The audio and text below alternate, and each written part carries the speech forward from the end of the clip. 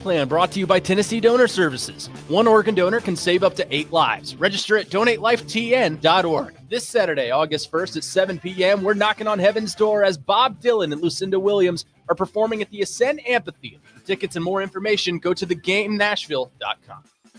Your sports live here. We are the Game Nashville Sports Network. TheElectronicExpress.com. We've got that. The weather is getting warmer and the action is heating up at the Circa Sportsbook at the Mint Gaming Hall, Kentucky Downs. Feel the rush of every play in the largest sportsbook in Kentucky. From basketball, baseball, soccer, and more, catch it all on an 80-foot screen, stadium-style seating. Download the Circa Sports Kentucky mobile app today and start betting like a pro anywhere in Kentucky. Don't miss a game at the largest sportsbook in Kentucky, Circa Sports at the Mint Gaming Hall, Kentucky Downs. Willie Donick here for Pella Windows and Doors of Nashville. My friends at Pella Windows and Doors of Nashville have amazing special deals right now, and they're just in time to replace those old drafty windows. I endorse Pella because they are the highest quality windows and doors, the most trusted brand, and they improve the value of your home over all the others. So go with the experts at Pella Windows and Doors of Nashville. Visit PellaNashville.com for more information. My obstructive hypertrophic cardiomyopathy kept me from baseball games with my boys. The stairs were too much. With Camzyos, my symptoms have improved and I can be more active again. Camzyos is a cardiac myosin inhibitor, the first in its class to treat adults with symptomatic OHCM. Camzyos may improve your symptoms and ability to be active, and it reduced obstruction in the heart 4 times more. In a 30-week study, Camzyos, mavacamten, reduced post-exercise obstruction on average 47 units of pressure versus 10 with placebo. Results may vary. Camzyos may cause serious side effects, including heart failure that can lead to death, a risk that's increased with serious infection, irregular heartbeat, or with certain other medicines. Do not stop, start, or change medicines or dose without telling your doctor. You must have echocardiograms before and during treatment. Seek help for new or worsening heart failure symptoms. Camzyos is only available through a restricted program. Before taking, tell your doctor about all your medical conditions and current or planned pregnancy, as Camzyos may harm your unborn baby. Visit Camzyos.com or call 1-855-CAMZYOS. Actor portrayal. Pro Wrestling Symphony is back with No Remorse. Saturday, August 8th at Eastside Bowl. Witness Music City's most hard-hitting night of professional wrestling. The main event goes no holds barred as PWS champion Colby Carter battles Jeremiah Plunkett in a war with no rules and no mercy. Plus championship matches, rising stars, and non-stop action all night long. Bell time is 7 p.m. Get your tickets now at pwsymphony.com and experience No Remorse. Your sports live here. WBUZ HD3 Laverne. We are the Game Nashville Sports Network. ESPN 94.9. The Fan. 35 years of the best sports talk in Nashville. It's the George Plaster Show with Tennessee Sports Hall of Fame quarterback Kelly Holcomb and young gun Lewis Maddox. And now, here's your host, George Plaster. Hello again, everybody. Welcome in. It is hot. It's the summer, and that's exactly what we ought to expect. From our digs at the Ford Ice Center in Bellevue, we welcome all of you in on this Wednesday afternoon. We are happy to have former NFL quarterback Kelly Holcomb back, ready and raring to go. Kelly, how are you? I'm great, George. How you doing? Doing good. Did you miss me yesterday? We did. That's a lie. Well, then why did you ask? I mean, fake it a little bit. I mean, make it sound believable. What do you? Okay, let's try it again. Did you miss me yesterday? I was in near tears. So let's try this again. Lewis, did you miss Kelly? Man, I like Kelly. I don't know what y'all got the beef. Me and Kelly can go back and forth sometimes too, but Kelly and I don't have any beef. Well, we have truthfully, the playful off beef. air, we have never had a cross word. Well, I'm so happy for you guys. Although I've thought some things. And then Chip comes on here the other day talking about wardrobes. I mean, what is Chip talking about? Well, you better be glad I didn't hit him up. The picture we had of him, though, with that sport coat, that's better than anything I've ever seen you wear. George, what do you want me to do? To dress up in a 3-piece suit on the radio house or on YouTube? I mean, are we No, serious with this? but when you take shots at people, you've got to expect some back. Oh, I absolutely, man. I mean, I used to talk more smoke than anybody hey, there was a bunch of defensive linemen that I knew when to shut my mouth because I was about to get whipped. I mean, wearing your dad's hand-me-down shirt, that's not going to work. But that's what you've done, George. I mean, mothballs have eaten through the bottom of the shirt where your armpits are. I mean, it's awful. Well, they really haven't, but thanks. Yeah. Thanks. So we're stalling around because Terry McCormick should be with us in a couple of minutes. Are you aware that we have, in your absence, we have debuted Terry's Daily Titans Update, award-winning as it is? I saw that, George. I did see that. I'm no stranger to the show, that's for sure. So I knew where that was going. Right. Means football season is here, and we have got a great topic for you at 3:20. Today's going to be a little different. Mike Organ had to throw me a little bit of a curveball. He'll be on with us today at 4:25. Former San Francisco Giant right-hander Matt Cain, who won over 100 major league games in his career and was recently inducted into the Tennessee Sports Hall of Fame. He'll be with us at 4 o'clock. We got a great topic at 3:20. So get ready. Yeah, I saw it. George. You don't like it? You don't approve? Well, I do like it. It's just, hey, the show, we're based on opinions, man. And we have strong ones. So we do. We'll see where it goes. We'll see where it goes. But it's amazing to me, George, that like I'm out of the game now. Obviously, I got to keep up with it. But when I coached, it's like it always sneaks up on me because I'm like, everybody says, well, they've already started practice. And I'm like, they've what? It's amazing that it just sneaks up on me now when I was such a big part of that for years and years, for 30-something years of my life, and then, or 25 years of my life. And then now it sneaks up on me and I'm not even sure. I can't believe that the NFL has started training camp, which is crazy. So there's no internal clock for you that, No, not anymore. It used to be. It absolutely used to be. That's kind of what I'm saying. Like it sneaks up on me. And I was watching stuff today and I'm like, because they were talking about the Cowboys and the Cowboys' expectations. And it's amazing that the Cowboys have not been to an NFC championship game or a Super Bowl in 30 years. That's amazing to me. I love it. So, Kelly, let me ask you this. Right now, it's 88 degrees with 57% humidity. So when we go outside, it feels like a furnace. What does it feel like with all that football gear on? It's tough to get used to, but when your body is used to it, you do get it's just what you do. I've told y'all this before, but the hottest I've ever been was when I was with the Philadelphia Eagles for a training camp, and we were in the Lehigh Valley. We were at Lehigh University. That's where they had their training camp. I guess they still have it there, but we were in mountains, and then we were in the valley, and it was the hottest I've ever been in my life. And Andy Reid just wanted to keep on practicing and practicing and practicing. And I'm like, oh my gosh. And you just sit there sweating and there's no breeze. You can see the breeze in the trees when you look up on the hills, but like it wasn't down there. It was the hottest I've ever been. Terry McCormick is now with us. He's a happy camper. His Yankees have laid waste to the White Sox the last two nights at whatever they call it, Rate something or other field. Terry, how are you? I'm doing good. How are you, George? You getting a sweep tonight? I hope so. So. I'm actually going to go on Sunday up at Wrigley. Connor and I are. Really? The child? Yes. The child. The child. Is he rooting for the Cubs?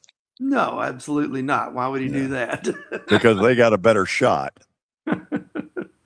So today was the first day of everybody out there at training camp. What all went on? What do you need to tell us? Well, started off the very first two plays. The offense in the team period false start followed by false start. So not an auspicious debut by the offense there, but then they kind of got it together and looked a little better as the day went on. I think Cam Ward, I think by my tally, I think it was 9 of 16, which is okay, and had a couple of touchdown passes in the red zone, which looked pretty good. Really, the highlight play of the day was one that he threw that Carnell Tate went up, and it was a really good throw and a really good catch in the red zone, went up between two defenders and pulled it in and came down with both feet. I'd like to hear that. Yesterday, you told us that there is now a quarterback competition to be the backup between Will Levis and Mitch Trubisky. What do you make of that? Is that a Trubisky hadn't shown enough? What is that? I don't know. I think, some of it is probably, everybody needs motivation, and competition is motivating. So I think even though Trubisky, I'm pretty sure, has the inside track to claim that number 2 job, they've got to see what they have in Will Levis to see how much improvement he's made, how healthy he is, and all that. And he got the second team reps today because Trubisky was scratched because of tightness somewhere. They didn't reveal exactly where, but he's going to be day to day, so he's going to miss a little time. So it's going to give Levis a little extra kickstart there. And it also opened the door for Hendon Hooker to get a few reps today with the third group. Hendon Hooker, man, there's a name out of the past, and you say he's got no chance to make this team? He's got a chance to make the practice squad. His best route is the practice squad if they end up trading Will Levis at the end of camp. Otherwise, I really don't see a path forward for him on this roster. Okay, give me 30, 45 seconds of what you saw on the defensive end. Well, defense, it's one of those deals where, since they're not in pads, they didn't really go all out and as hard as they could. But you see the waves of defenders that Robert Saleh has talked about. On the first team drill series, you had your starting 4 defensive linemen out there, and they ran about 3 plays, and all of a sudden they were all off. 4 new guys came on, and they were, kind of continued in the series. So it's going to be interesting to see how it all shakes out. Designed to keep everybody fresh, but we also know that when you've got a guy like Jeffrey Simmons, who is an all-pro type of player, that he needs to be on the field in every critical situation, if at all possible. So I'm interested to see how it's all going to shake out once they start getting into the preseason games and really into the regular season, just to kind of see the snap count for Simmons versus some of these other guys. I do have one other thing that I kind of wanted to throw out there, and this may be something Kelly can answer, having been a pro quarterback. Cam Ward told us today, talking about the quarterback room, he said that in different situations, that what Brian Daboll does, that in the situation, like the plays that he calls for Cam Ward to run against what he's seeing on defense are maybe different than what he calls for Will Levis or for Mitch Trubisky. Is that unusual, Kelly, for the OC to call different sets of plays for each of the quarterbacks? Now, I get it. If you've got one guy who's a passer and you've got a backup who's a runner, that you would want to call something different. But is that from guy to guy? How unique is that? Man, that's unique for me because that never happened when I played. Now, times are different now. You've got guys that have different skill sets. You've got the Jalen Hurts, the guys that can run. Cam Ward is kind of that way. I don't know how elusive he is, but he can move around and make things happen. But yeah, Mitch Trubisky's kind of a pocket guy. I think Will Levis is more of a pocket guy. I think he'll run, but that's kind of different to me, Terry, because I guess every coach goes into it thinking that, hey, I know what this guy's skill sets are and I know what he can do. And maybe it's always happened, and maybe it happened with me. I didn't know that. But I can see that happening with a coach knowing the strengths of this guy and the weaknesses of guys. And they know that, hey, what Cam has got is a strength, but like Trubisky and Will Levis can't do that. They can't make that throw on this play. So I can see that happening, but it was never brought up to me. Interesting. Yeah. Terry, good stuff on day 2. Thank you as always. We'll talk again tomorrow. And in fact, we'll get Terry on in a little longer form tomorrow as well during the 4 o'clock hour. Sounds good. See you guys then. See you then, brother. Terry. Thank you. That's Terry McCormick's Daily Titans Update, which then leads us to what, Lewis? Leads us to Lewis's Daily Sports Update. Mm-hmm. Yeah. Okay. Well, let's get started. That's good. We'll start it here because we reported on this earlier when it happened, and it was terrible news. But Andy Reid has come out in a press conference and said that the Chiefs' offensive coordinator's wife, Mia Bieniemy, is out of the ICU and is apparently doing great. Good. Yeah. Tennessee linebacker Arion Carter has been suspended for the first 2 games of the season against Furman and Georgia Tech. He was suspended by the NCAA after apparently reimbursing his agent $427 for a plane ticket to a pre-draft destination at an NFL facility. Tennessee and Carter are planning to appeal that suspension. Okay, let me be an idiot. Why is that a violation? Yeah, seriously, with the way things are going now, why is that a violation? I mean, we got nothing better to worry about. Right, and that's why they're going to appeal it, because Big Orange Nation is going absolutely nuts over this right now. I mean, this dude is the epitome of good dudes in the SEC and decided to come back, was weighing his options of entering the NFL draft this past offseason, but ultimately decided to come back, and now he's getting this thrown at him, which is pretty ridiculous in my opinion. In one word, the decision, dumb. Dumb. Dumb. Agreed. There was a graphic that I saw this morning on Instagram that pretty much said Brendan Sorsby does what he does. His suspension is 2 games for betting on his own team, and Arion Carter reimburses his own agent $427, and he gets the same punishment. Wow. Just pretty ridiculous. Ridiculous. Moving right along. So we'll see how that shakes out. The Tennessee linebacker room is plenty talented to take over for those first 2 games, I imagine, but he's definitely going to be missed. The San Jose Sharks, Macklin Celebrini, they've come to a decision. He's going to become the highest paid player in the NHL, a 5-year extension worth $94 million. That's $18.8 million a year. Previous highest paid was Leo Carlson at $18 million a year even. This year, when he had such a great breakout season, 19 years old. Hello. It's pretty sweet. Yeah.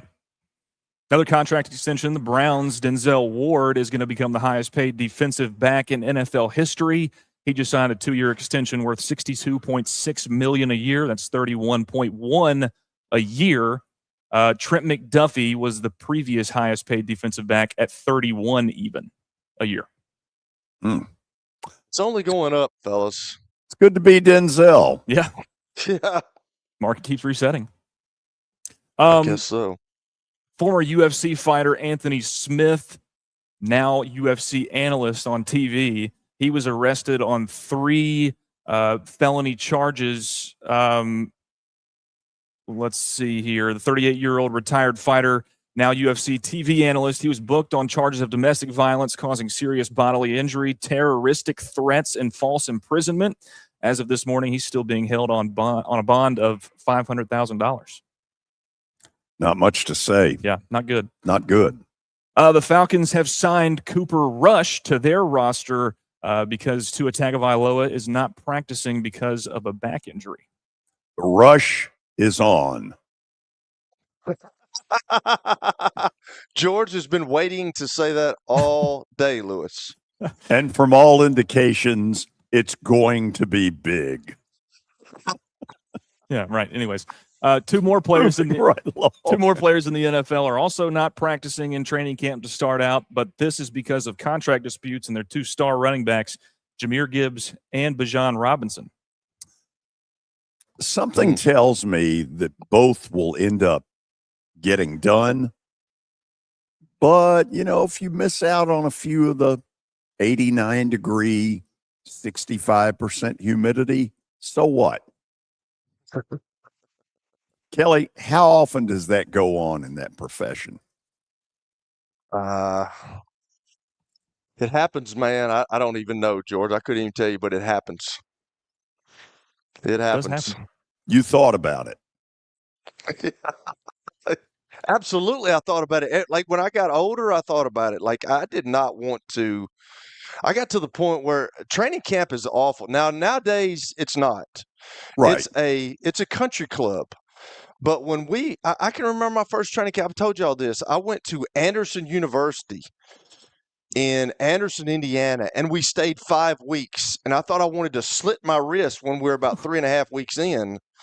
And after that, if I would have had enough leverage on, I would love to do what Aaron Rodgers does. Like, hey, you sit out and then hey, I may come back, I may not. Okay, I think I'm going to come back when training camp's over. I would love to do that. I would have loved to do that. Kelly was in the salt tablet era. Yes. I was in the drinking Cokes at halftime when I first came in. You know what I'm saying? Nice. Back in the day. That's worth a good belch. Yes. There's a new update on the Kyle Shanahan crash incident that happened on July 14th. He says he was baffled when the accident report was released that said the crash was not his fault. He has said that it was his fault. His phone apparently fell into the crack between his seat and the center console. Went down to grab it, and he didn't even make it back all the way up after grabbing his phone before the airbag deployed and broke his nose. Oh. Sounds like he's lucky to be alive. He's very lucky. That's what I was going to say, George. Very lucky to be alive over a phone. And Kelly, you missed it yesterday, but there was another update on it yesterday that said he was, quote, this close to losing one of his eyeballs. Oh, Lord. I mean, 40 did stitches. He break his occipital bone and all that? Well, I don't know, but he had 40 stitches put into his face. So, good gracious, man. Wow. Last piece of the update today, fellas, training camp fully underway in the NFL. 79 degrees in Cincy this afternoon, but things got a little steamier this morning between Jamar Chase and two defensive backs, DJ Turner and Jalen Davis. Let's take a look at it.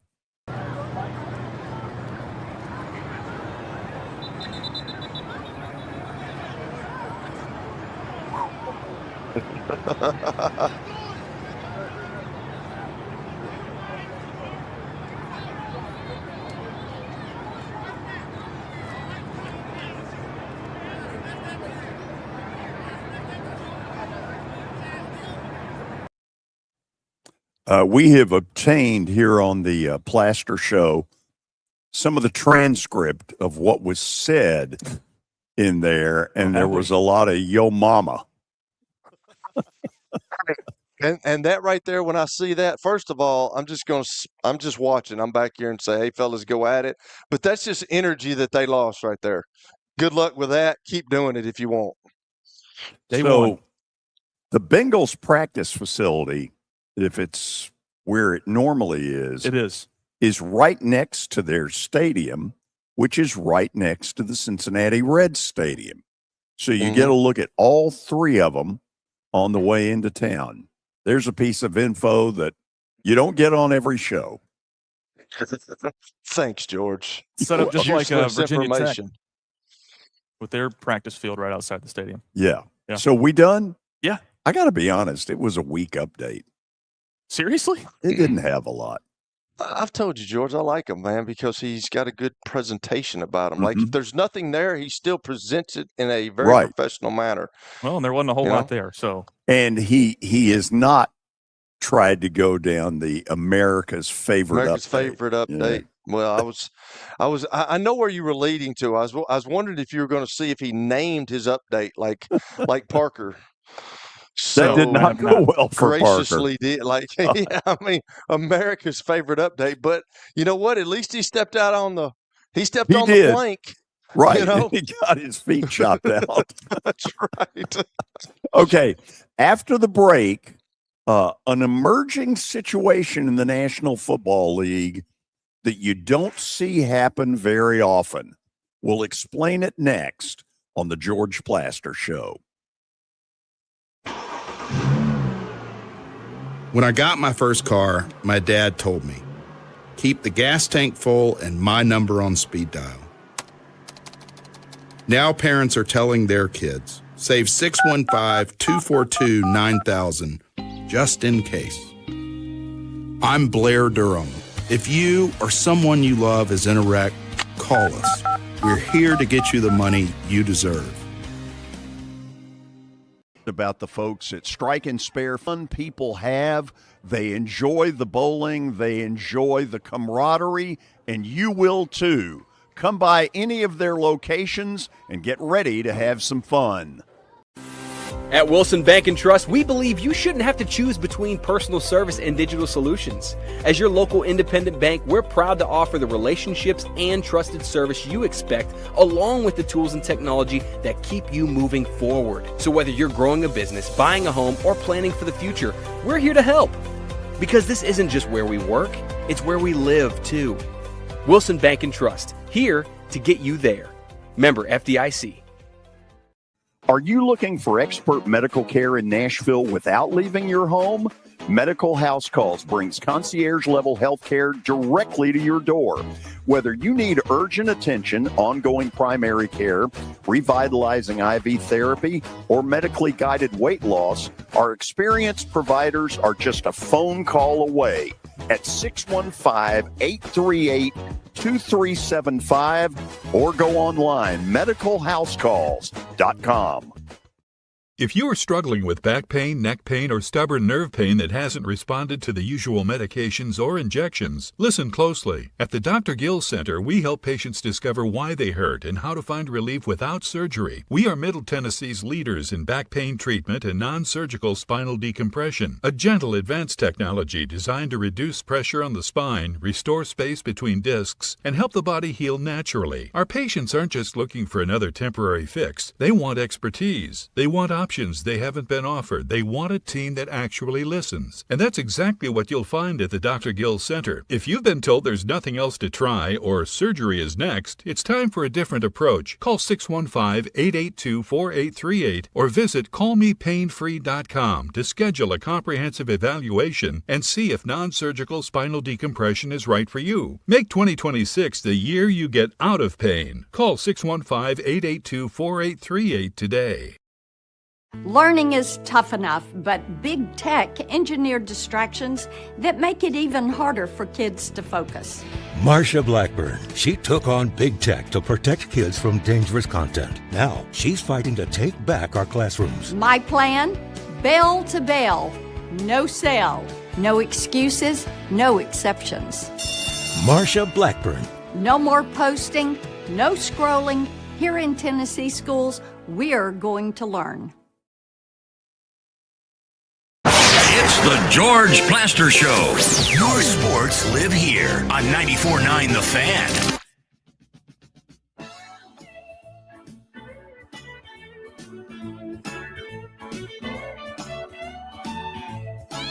That is some great stuff. Turn that up for a second back at the studio. Oh, yeah.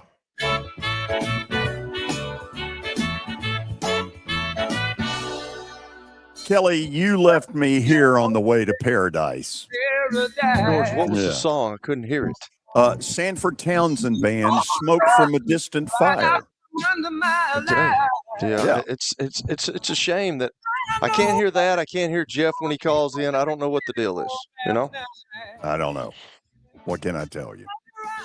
So, Kelly, it was about 20 years ago that I really figured out that, man, if you've got a quarterback, you're gold. Mm-hmm.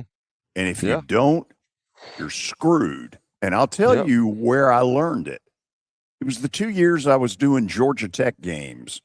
We had the greatest wide receiver you could ever have in Calvin Johnson, a ton of SEC caliber players around him. They were loaded, but they had Reggie Ball at quarterback, and he just kept holding them back with dumb decisions, bad throws into coverage.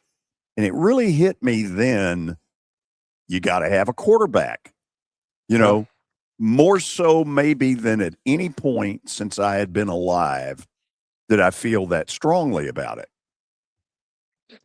I've told y'all this, George. It's trickled down all the way to high school football. If you don't have a quarterback, you used to, and I've said this 100 times on the show already, but it used to, if you had a great running back, that's the way the game was. If you could pound the ground, you didn't have to have a great quarterback. You just had to have a guy to manage stuff, and you had to have a guy to make a couple of third downs, especially when you got to college. But now the pro game has leaked its way down into the college game, especially with these guys running the zone reads off the gun stuff.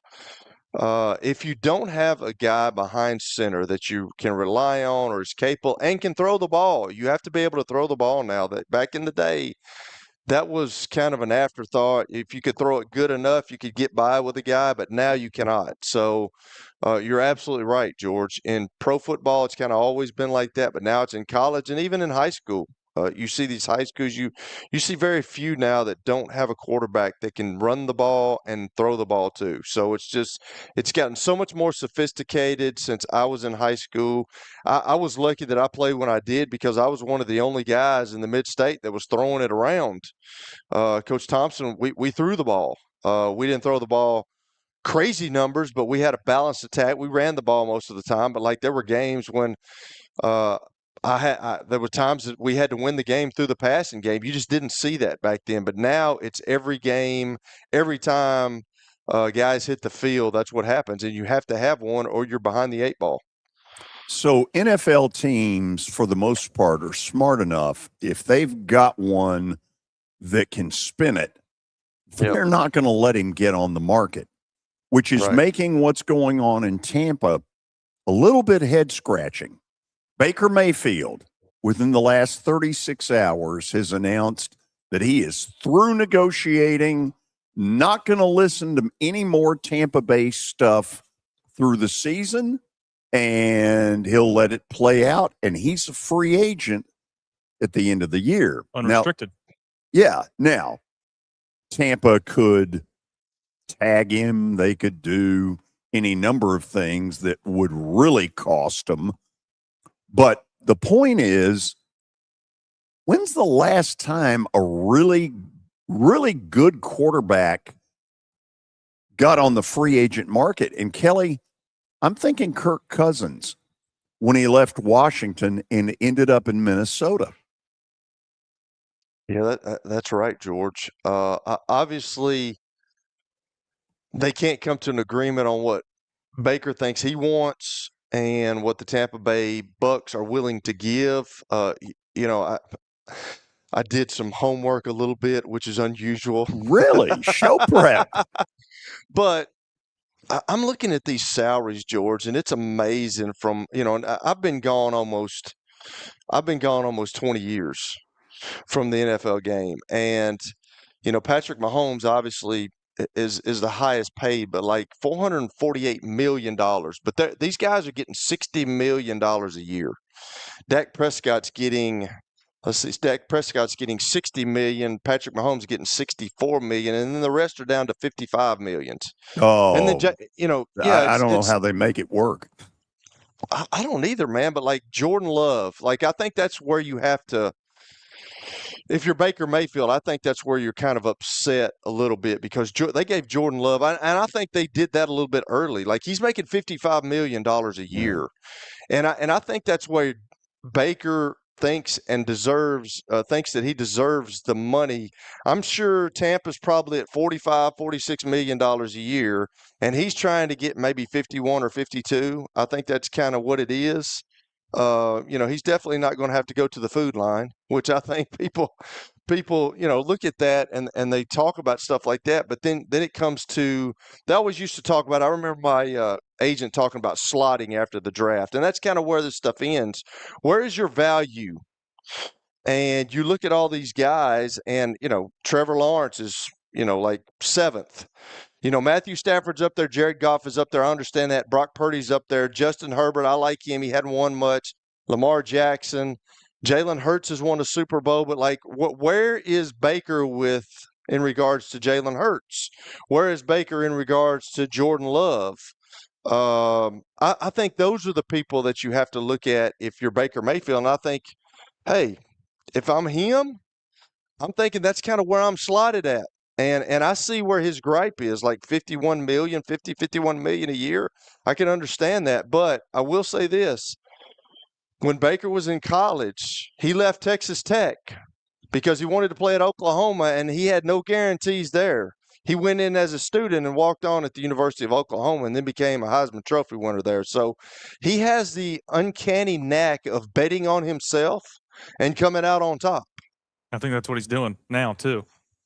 Well, it feels that way. And yet Tampa is probably sitting there saying, okay, you're a fine quarterback, but you are also very turnover prone. Baker, at his worst, is a turnover machine. At his best, to me, he's a guy that players rally around. They love playing for him and with him. Problem, looks like to me, is here's Tampa in a pretty weak division. And they couldn't beat out the Carolinas and the New Orleans and the Atlanta a year ago. Right. And I wonder what is the message? First of all, we don't know exactly. It's possible Baker is asking for the moon and Tampa's saying, get real. But the way Kelly explained it, it's kind of a slotting deal.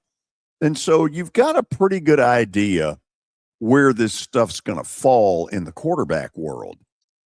Now, I don't believe for a minute that Baker Mayfield is going to hit free agency because I don't think Tampa Bay can afford to let that happen. But if they do, graphic please, here are some of the teams that would probably die to have him. Pittsburgh, no Aaron Rodgers a year from now. Nobody on that roster who really is very proven. Pittsburgh, Kelly, would be an obvious. You got Drew Aller and Will Howard as the backup quarterbacks there. Oops. Yeah, and we've already seen, I've talked about Drew Aller, and then the Howard kid won a national championship. But I think I've heard that they like him, but do they like him more than they would like Baker Mayfield? Probably not, because Baker's done it. We understand what you're going to get this year with Aaron Rodgers being with Mike McCarthy. We get that if he can stay healthy. But then if he doesn't, then one of these guys are going to have to come in, and then if they do it, then there won't be any need for that. But if they don't, yes, absolutely, that would be a team to go to for sure. Go back to the graphic. The Jets are one of the teams I listed. They have contacted Kelly looking to get him out of retirement. Things are desperate up in JETS. Now, the Vikings, we know what we got there right now. We've got the Arizona transplant, and we've got the Michigan kid dueling it out to see who's going to end up where.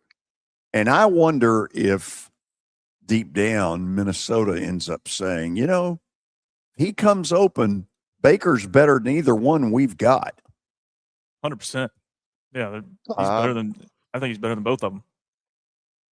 I wouldn't disagree with you, George. They're always trying to better their team. So yeah, if that happens, you got to think about it for sure.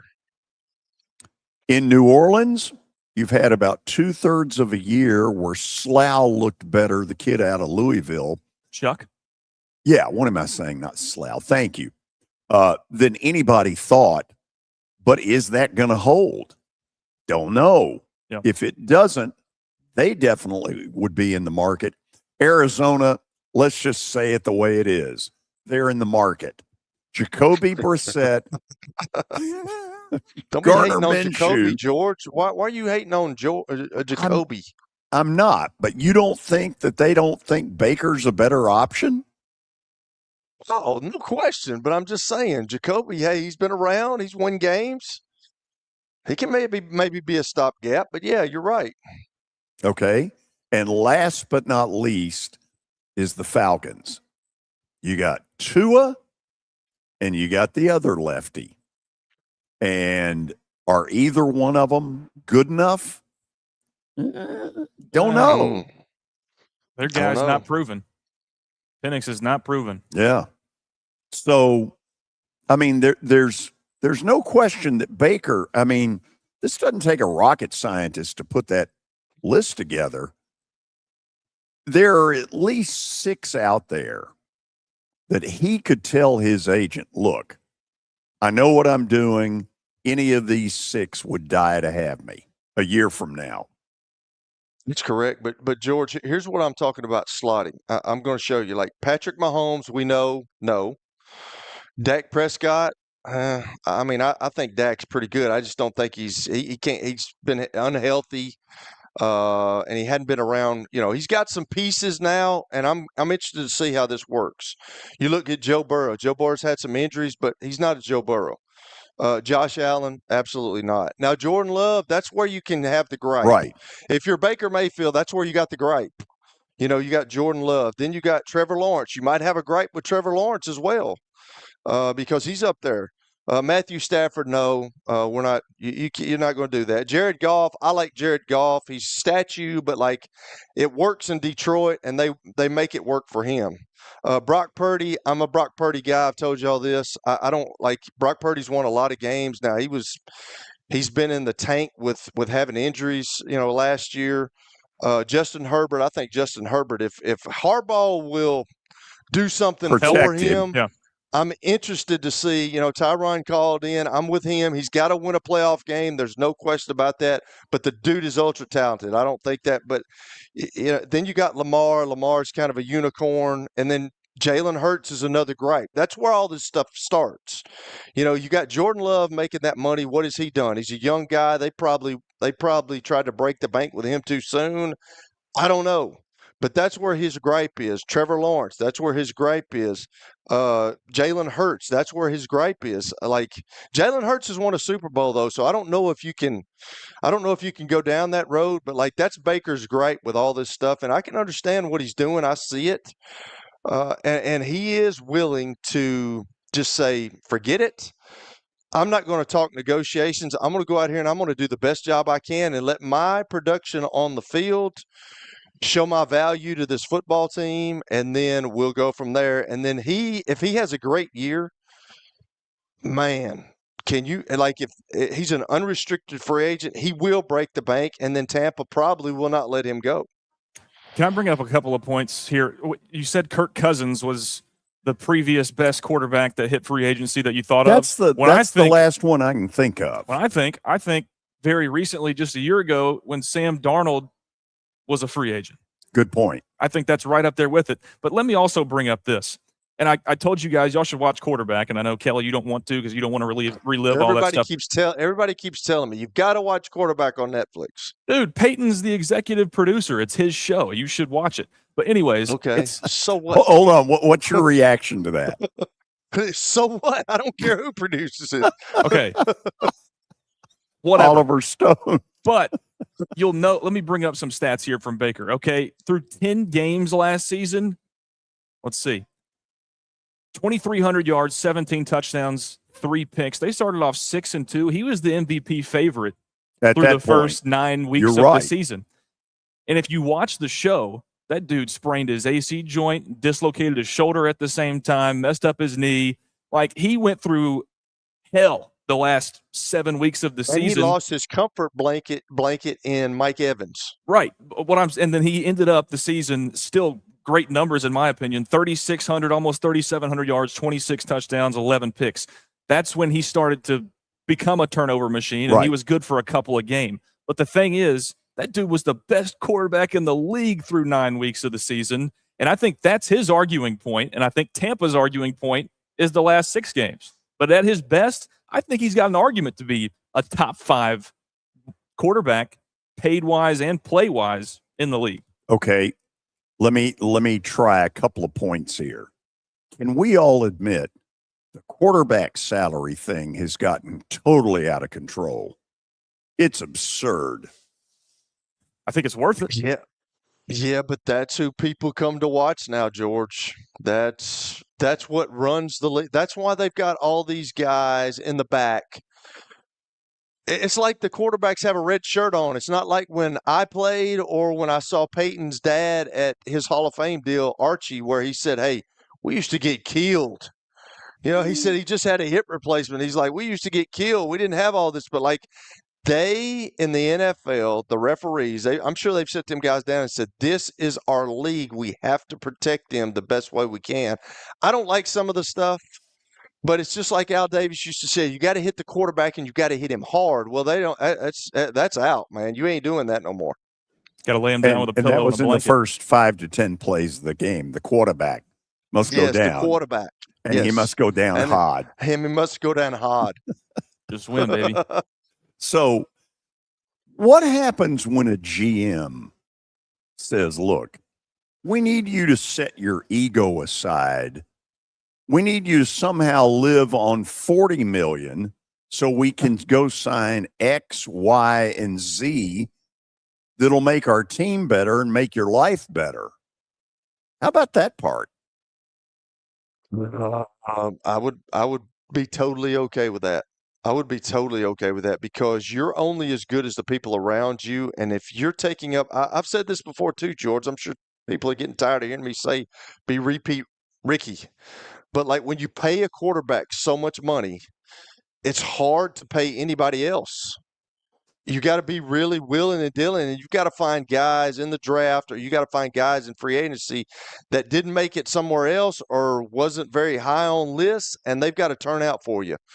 So I think it's kind of ridiculous too, but I am all about that because you hear stories about Tom Brady and them going back and restructuring his deal because I think Tom Brady knew that too. I'm only as good as the Julian Edelmans, the Wes Welkers, the Randy Mosses, the Rob Gronkowskis. If we can't keep them, we can't keep doing what we're doing. And I would be all for that if somebody came to me and said, hey, $40 million, hey, I can live off that for a year. I'm good with that. Go sign these guys. I would be all for it. I think Baker would too, but also at the same time, playing devil's advocate a little bit, Baker might not be the guy that you would want to go and check an ego on because his is up there towards the biggest in the league. And I guarantee you he's basing his negotiations off of him stating that he was an MVP caliber quarterback when he was healthy, and he thinks that he's going to be that again this year. And I think he does. I think there's no scenario where he's out of Tampa after this season. Okay. I was about to ask that. Where do you all think this is going to end up? And I agree that on Tampa's end, there's no way they can let him out. But Kelly brought up an interesting point. Baker's one that will get his feelings hurt a little bit, get this boulder on his shoulder, then say, screw you. I'm playing for next year. Oh, yeah. And that's he showed in college when he was younger that he was willing to do that, and he's willing to bet on himself. He's got confidence in himself to say, hey, I don't want to talk about it anymore. I'm going to let my play on the field dictate to what my contract's going to be next year. And I'll show you guys, if I play good, y'all are going to have to pay me. And y'all are going to have to pay. He's asking if he has a great year. If he doesn't, we'll see. I just don't see it happening because Tampa's got to be sitting there thinking, if we do let him walk, we're going to be in the same situation as an Arizona Cardinal type of QB room at the end of this year because backing up Baker this year, more than likely, is Jake Browning. And then the other two guys on that roster are Connor Bazelak, who's in his second year, not really a proven guy at all, and then Jalen Daniels from Kansas, who is an undrafted rookie. Like, I think you got to give him what he wants. Okay. After the break, we're going to head up to Minnesota and continue a little bit of the QB talk. What are the Vikings going to do? We'll give you the answers next on the George Plaster Show. When I got my first car, my dad told me, keep the gas tank full and my number on speed dial. Now parents are telling their kids, save 615-242-9000 just in case. I'm Blair Durham. If you or someone you love is in a wreck, call us. We're here to get you the money you deserve. Baseball is just like music. You don't believe me? Let me show you. It's jazz, improvised and unpredictable. It's rock. The crowd explodes like a guitar through a wall of amps. It's rap, fast, sharp, all rhythm and timing. It's country, nothing but 3 outs, and the truth. Do you believe me now? Look, no matter what music you're into, the hottest track in town, Nashville Sounds Baseball. Welcome to Hit City. Sports and Social at Green Hills Mall is the new home for our Football Night in Nashville promotion. Their food is terrific. Their TV setup looks like a racing sports book in Vegas. And if you're a sports fan, you can't beat it. Starting September the 4th, we'll broadcast from Sports and Social every Thursday night. There's Pop-A-Shot, great football, and the chance to win a beautiful Mikey's Motors golf cart. See you at Sports and Social in Green Hills Mall. Get ready, Clarksville. The Arena Football One postseason is officially coming home to F&M Bank Arena. Your Cats have secured the top seed and are locked in to hunt down the championship. High-stakes, fast-paced Arena Football playoff action. The number one seed Cats are taking on the competition, and they need you to throw your claws up and pack the stands. Don't miss the AF1 playoff game on Sunday, August 2nd at 3 p.m. Tickets are selling fast. Go to Ticketmaster.com or myfmbankarena.com to secure your seats today. Let's bring the crown to Clarksville. You've heard me talk about the putting zone. Well, guess what? It's now open, and it offers a revolutionary indoor golf experience featuring state-of-the-art putting surfaces designed to replicate real-world course conditions.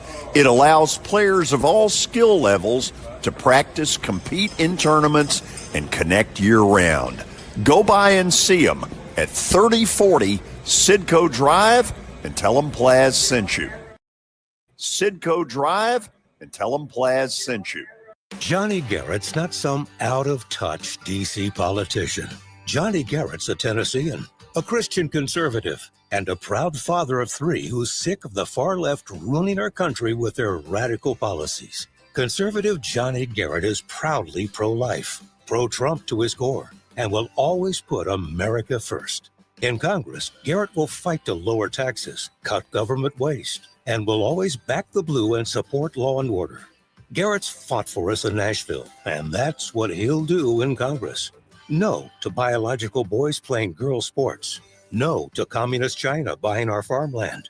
And no to criminal illegals invading our state. Because with Johnny Garrett, what you see is what you get. It's time to bring more Tennessee to D.C. Send Trump conservative Johnny Garrett to Congress. I'm Johnny Garrett, candidate for Congress, and I approve this message. Paid for by Johnny Garrett for Congress. It's the George Plaster Show. Your sports live here on 94.9 The Fan.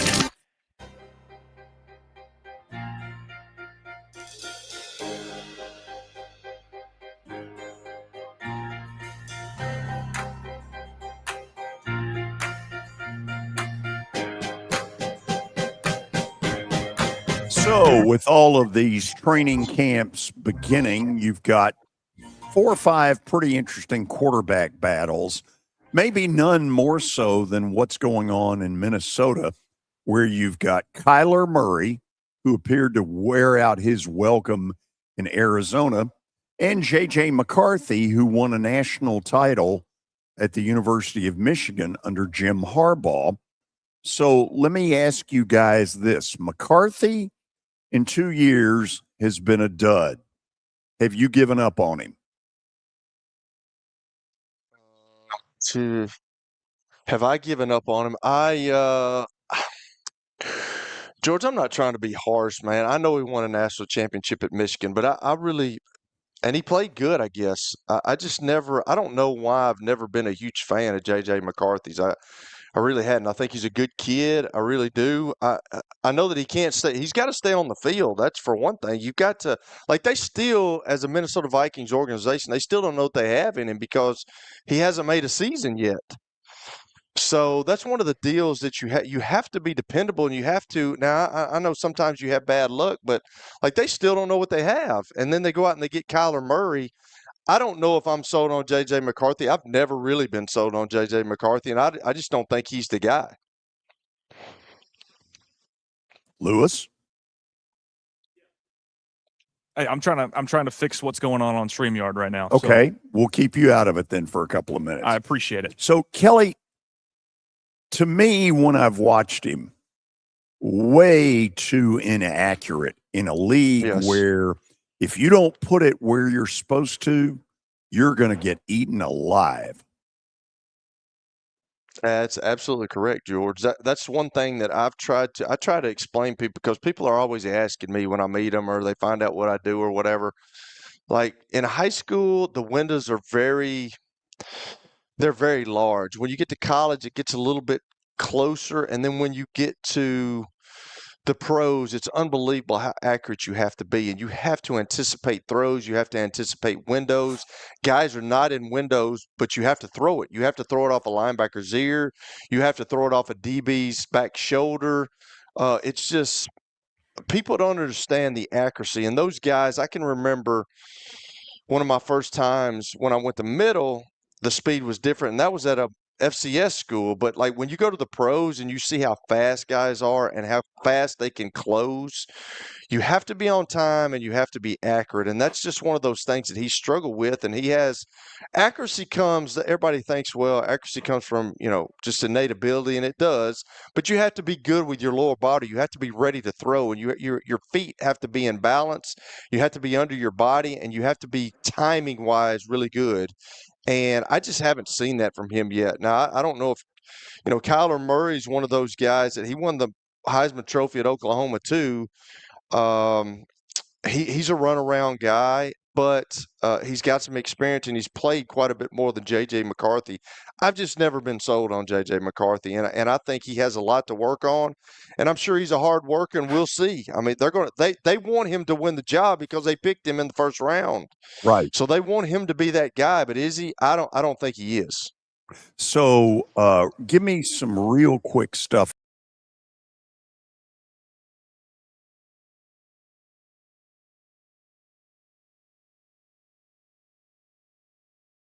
At all, how much do you want him running? George, you're going to have to repeat that because y'all went out on me for about 15 seconds. Okay, Kyler Murray, how much do you want him running around? Because even at a point where he's been in the league a long time, he has not lost his wheels.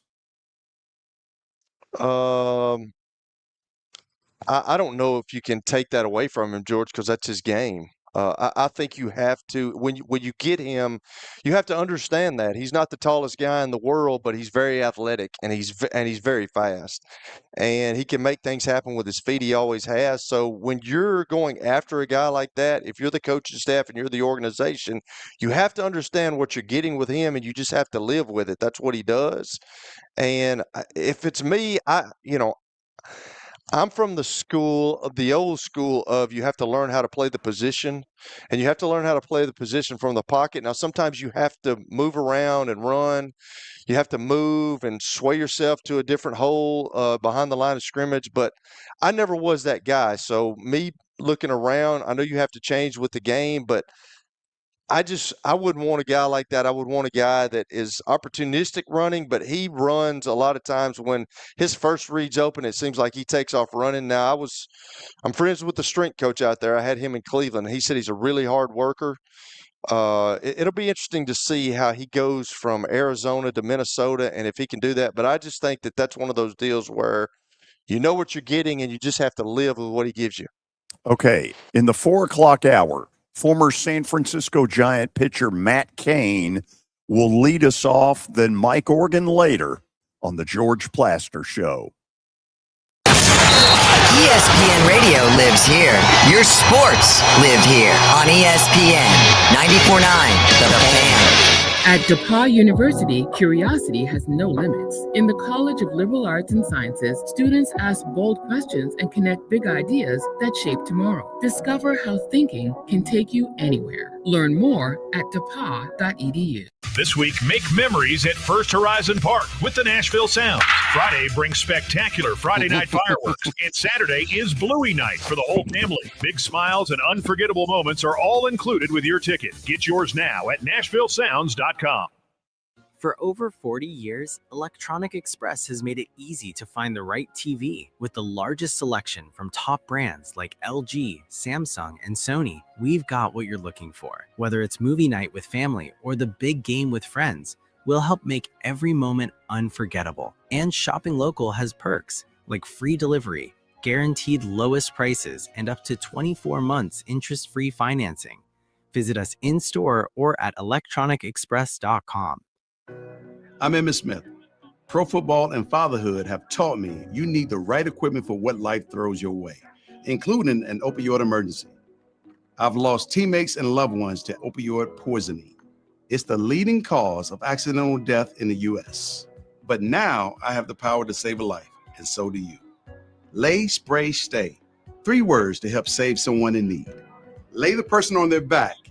Use Narcan nasal spray as directed to reverse the effects of an opioid emergency. Dial 911 and stay with them until emergency help arrives. Continue to administer additional doses as needed. An opioid poisoning can happen to anyone, anywhere, anytime. So learn the signs and symptoms of an opioid emergency and always be ready to rescue. Learn more at readytorescue.com. This message brought to you by The Game Nashville and Cromwell Media. 30 years ago, Nashville became a major league sports town with the Predators and Titans. Nashville's own Jay Grider has penned a book titled Last Call that chronicles everything from college sports to Nashville's rise as a major sports destination. Over the course of his nearly 3-decade career in Nashville sports, Jay gives us insight on the people, the events, the teams, and challenges that helped establish Nashville as a major sports city. If you're a longtime Nashville sports fan or new to the area, this is a must-read. Get your copy today on Amazon. Look for Last Call by Jay Grider. Evan, Canty, and Michelle are unsportsmanlike. He decided to go to Philadelphia. That's LeBron James telling Steph Curry, I got a better chance of winning with Joel Embiid than I do with you. We're talking about another offseason where Steph Curry looks as an opportunity for his team to make a sizable move and the Warriors not be able to pull off said move. That's tough to process, especially as you get further and further into the twilight of your career. Unsportsmanlike. Weekday mornings starting at 6 Eastern on ESPN Radio and on ESPN2. This is Freddie and Harry.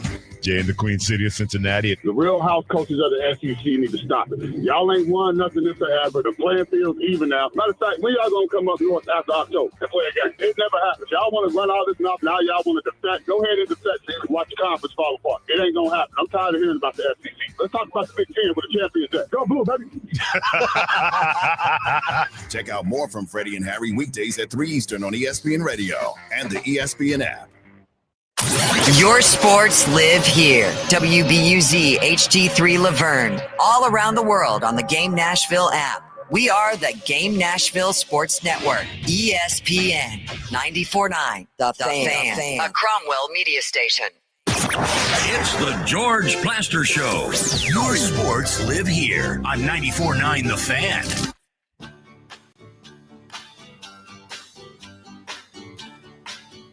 Hour number 2 of the George Plaster Show is always kicking things off with the Apple Collision Center's stat of the day. George is 1-1 on the week. I'm 1-1. Kelly, you are also 1-0 because you didn't get it yesterday, obviously, because you weren't here. So you guys ready? He was the DNP. Yeah. On the pup list. Okay, well, let's get into it. Which MLB player has the most career intentional walks? Kelly, I've been thinking about this. It's got to be Barry Bonds, doesn't it? Wow. Oh, that's a yes, George. I would think so. Wouldn't you? I mean, that's a good. I think it had to be Barry Bonds. I mean, he played for a long time. When he hit the He's 73 dangerous. homers around that period of time, Yeah. not only did his head get about 3 times bigger, but he Dang, got George. walked a ton. We got to go with Barry Bonds. Is that okay? Well, yeah, okay. It was. Yes. Thank you. By a long shot. Yeah. 688. Albert Pujols at 316. Then 298, 293. Hank Aaron at 293. Yeah. Wow. 688. 688 times that guy was walked. That's wild. That's insane. And, whatever you think of him, and I certainly do not think of him as the home run champion, Henry Aaron to me is the home run champion, but I'm also a little biased. An incredible career, really was. How many times do you, George? How many? You probably don't know this, but how many times does an average hitter have a plate appearance if he plays the whole year? How many plate appearances do you have during the year? 650. If you play 150 games, excuse me, it's probably 650 at bats. Wow. Yeah. And he got walked 688. Yeah. That's wild. In his career. So like more than an entire season of crazy. Nuts. Absolutely crazy. Okay, excited to meet and say hello to former San Francisco Giant right-hander Matt Cain. This is a guy that won over 100 games in his big league career, was involved in 3 different San Francisco Giant world titles, made the All-Star game 3 different times. Let's bring him up and say hello to him. Matt, how you doing? I'm doing all right. So you need to know that John Wilfong's a buddy of mine. Oh, sorry about that. From our Memphis State days. There you go. So you know the kind of stuff somebody from Nashville is likely to ask you. This one comes, right out of the hymnal. What did you first think when you heard Buster Posey was going to hire a manager straight out of college? Sounds about like Buster. He's not afraid of kind of working outside the box, but he definitely has the knowledge and the mind, the bandwidth to be able to showcase, like, hey, this is the reason that I'm doing it, and he's not doing it just because he thinks it's a good idea, on a random Tuesday. He's looked into it, and that's why all of us, obviously trusted Buster when he was behind the plate making all kinds of calls. By the way, shame on me for not congratulating you. Matt Cain was recently inducted a couple of weeks ago into the Tennessee Sports Hall of Fame. That had to be pretty cool. Yeah, no, it definitely was. It was nice to be able to meet all the other inductees as well and kind of get to know their stories. So they did just a wonderful job of really putting on an amazing event. So I was very humbled to be able to be there and be a part of that group with everybody. So I really enjoyed it. Got to have some family out and a buddy out as well. And John came over. So it was a tremendous night. Let me go back to where I was going, because I'm dying to ask this. You were in a major league dugout for 12 years. Kind of tell me what a college coach would have to do coming in to ultimately earn that dugout's respect. That was my thought as well, is like, how can you translate it? Because it can be tough. You have, I know as a player, it could be very difficult if you all of a sudden are getting coaching from somebody, and all of a sudden you decide to go down the rabbit hole of looking up their history of where they've been and what they've done, because you can see, like, hey, maybe a coach is telling you, like, this is what you got to do to get better, and you're like, hey man, you hit 200 in AAA, like, how are you telling me what to do? So I think that can be a really challenging situation. So I lead that into of going, you have to have a clubhouse, and you have to have guys that are open-minded to not sit here and worry about their ego and their worry on somebody, just because somebody is very talented and gifted in being able to coach somebody doesn't mean that maybe they were physically able to do it. And that's where we have to separate the two. Just the same as, just because maybe a player is very gifted at the athletic side of it, they might have zero ability to be able to teach guys. So that they have to, you need guys that can really look into that and see where Tony's coming and what he's trying to preach to these guys and how he's trying to lead them. So hopefully, they can keep continuing with that, doing that over there, and Tony can get a hold of it. And the results don't always show, and that's they're going definitely through some bumps and bruises now. So I'm a hardcore baseball fan as opposed to Will Fong, and make sure that he knows that I said he doesn't know a damn thing about baseball. Right. Matt, what I want to know is Buster Posey, to me, always had this it factor. It was so obvious that there's just something different and something special about him. What was it? I think that was it's funny that you do say that, because he really did. He came into the clubhouse as a new draftee and had that presence. Like he has that kind of, as the kids would be saying, that aura about him. And just, he walks into a room or a group of people and you can see that he has this deep thinking, that he's not just there to kind of run of the mill anything. Like he actually is interested in understanding how he can improve people around him. And I don't know why, I don't know what it is, but somehow he just carries himself that way. And I think that's why he was able to jump in the middle of 2010 and just lead us, through the playoffs into the World Series and win a World Series as a, let's just say as a freshman catcher in the big leagues.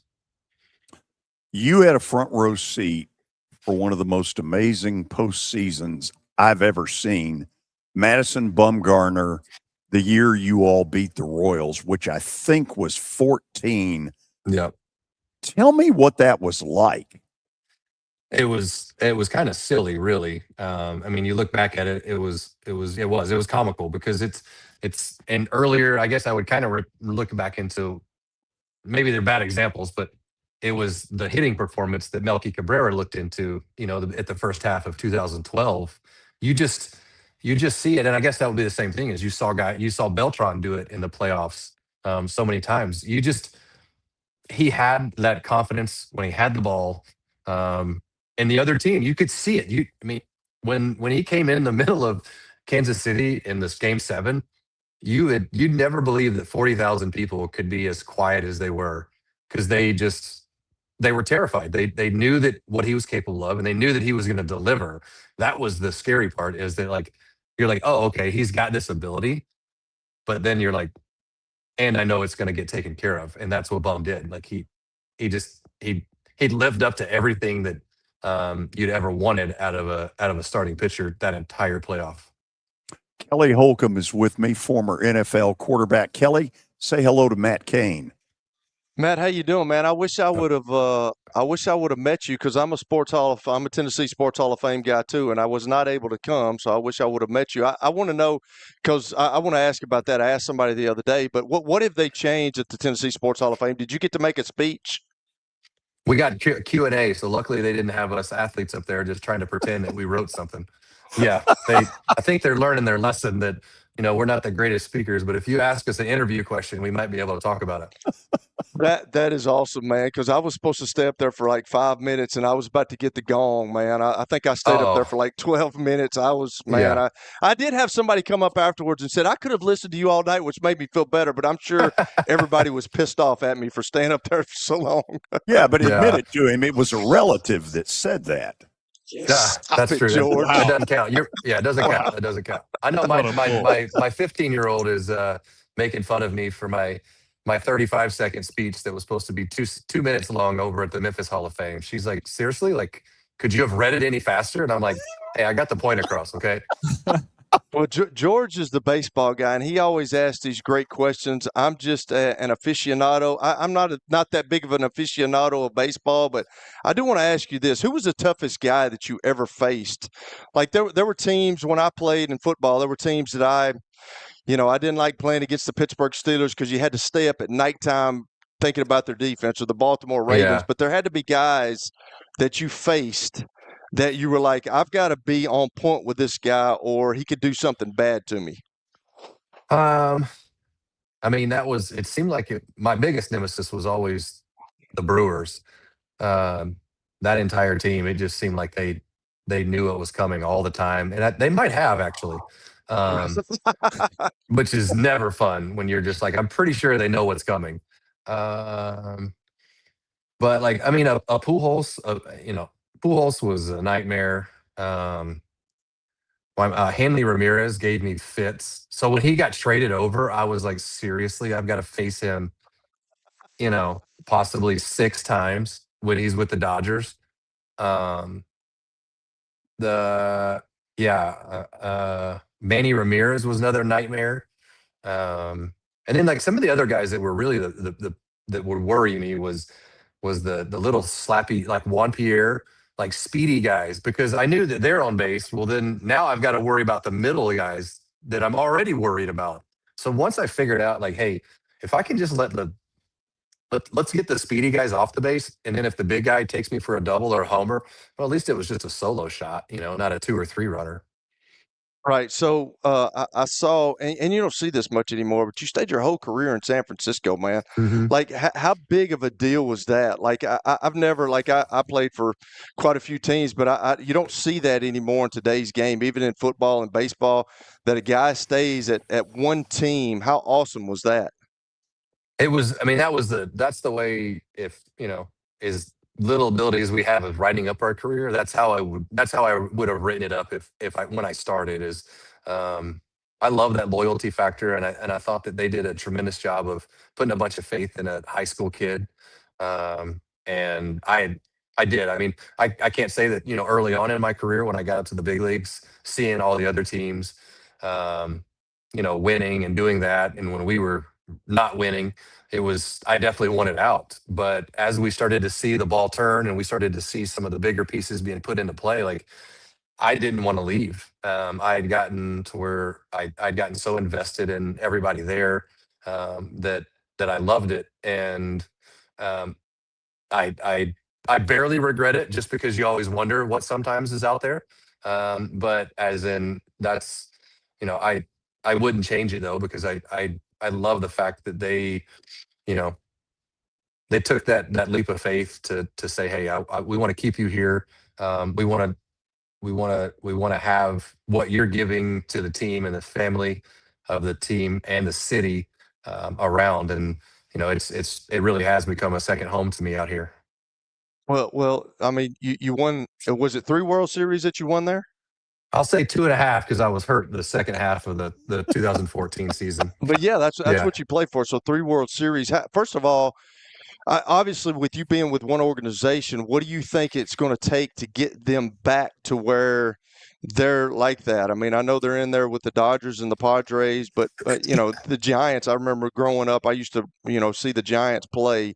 But like, you won 3 World Series, and then how cool is it to be in a World Series?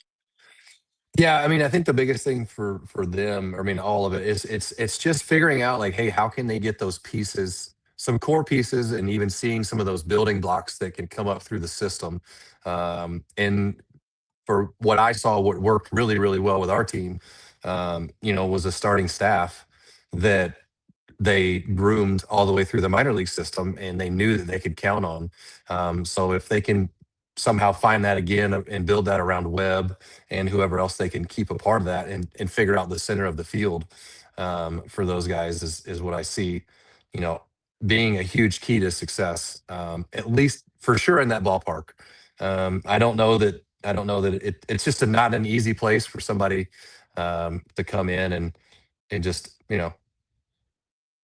to hit a bunch of dingers and do all that stuff. For some reason, that ballpark just doesn't play that way. Even if you, can get some runs out of there, it's just all the years that we were there, it just didn't play that way. And then to be in the World Series is, I mean, it's the pinnacle. Right. Once you get that taste of what it feels like to have a playoff atmosphere, I mean, the whole season is just so, sadly, it's boring because you know how good the energy is in the stadium, and the intensity about every pitch. Like there's just, and that's even now, like I'll watch playoff sports in general, and you can feel it. You can feel it through the TV. So that magnified of being a player, I mean, it's just 10 times that. So my last thing here is since you've been out of it, what has changed in the game since you played? Is there anything that has changed? I mean, athletes, what has changed since you've played? Yeah, I've seen the evolution of at least, and we'll go pitchers and hitters, but yeah, as the pitchers, I see a little bit of the craft of understanding how to pitch isn't as much as it was. It's more about embarrassing guys. I feel like it looks like it's like, well, what is, the object of the game of pitching is just getting outs. Um, and that was one that took me a while to understand. It's like you can go out there, you're not helping as a starting pitcher, you're not helping the staff by pitching 5 innings. Like you need to go up there and eat up innings and let the bullpen guys come in and shut it down. And then in the playoffs, when you've worked, for 200 innings, those guys can come pick you up in those big situations in the playoffs. And then I feel like it's kind of the same thing with the art of hitting. Is I remember playing the Yankees in 2007, and I'm pretty sure Matsui was up with a guy on second, no outs, and he gave himself up. He just wanted to hit a ball to the right side. If he had got a hit, he got a hit. But now guys are worried about hitting the ball, into the water, and it's like, no, he just wanted to work on getting a run. Let's get things going. Let's get momentum. And so that's that part of the game. I don't think is some of those nuances that do make the game boring. But when you understand the game, that's the craft that the guys that takes a lot to do, to be able to sacrifice in ways yourself. Hey, I'm gonna move the ball to the right side and take a purposeful swing to let the next guy come in and do his job. Hey, Matt, man, it's good to see you again. Appreciate you again taking the time to talk to me at the ceremony, and congratulations again on that. But Kelly kind of asked a different version of a question that I've got of hitters that you faced in your career that gave you the most trouble or made you lose sleep at night. But thinking about MLB I feel like history you've been on as the a whole. interweb. I feel like you've looked up something and you're about to hit me with something right now. I know you are. No. I'm not going to hit you with anything. I want to know, when you're thinking about MLB history, past and present, who's a guy that you think of and would say, I wish I had gotten an opportunity to face off against him? I know that, like, I actually like thinking about it. And the part that I go back to Kelly's question is the sad part is not having pitchers hit anymore. I feel like that is such a, there brings such a different element to the game when the pitcher has to hit and has to be a part of the lineup. So I guess a semi way, and maybe something will pop up to my head, but the thought that, like, I got to hit against Randy Johnson. I got to try to hit off of Greg Maddux. I was cheering down the first baseline when I got a bunt down off Greg Maddux. He was that nasty. Sure, yeah. Those things. Like, I got to pitch against. Yeah, I got to face off against Tom Glavine. Like, these guys that, like, I looked up to and I saw pitch as a kid. Here I am seeing firsthand now what that looks like. Like that appreciation was so fun to be able to sit here and see, like, hey, like, what does 100 miles an hour look like? Or what does a K-Rod slider look like, from the 2002 World Series that I saw on TV? Like, oh, that's filthy. Like, I see why he threw one pitch most of the time and guys couldn't do anything with it. But, like, who do I wish I got to face? Because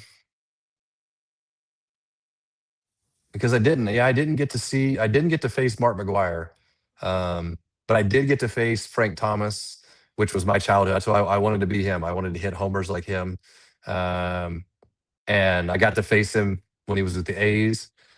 Luckily, he was on the back end of his deal, career-wise, and it was a spring training game, so we were playing in Oakland, yes, our little preseason, and he hit a homer off me, and I'm pretty sure it took part of the concrete out of the steps in left center field. Like, he just absolutely destroyed a ball. And it was the coolest thing ever. I'm like, that is amazing.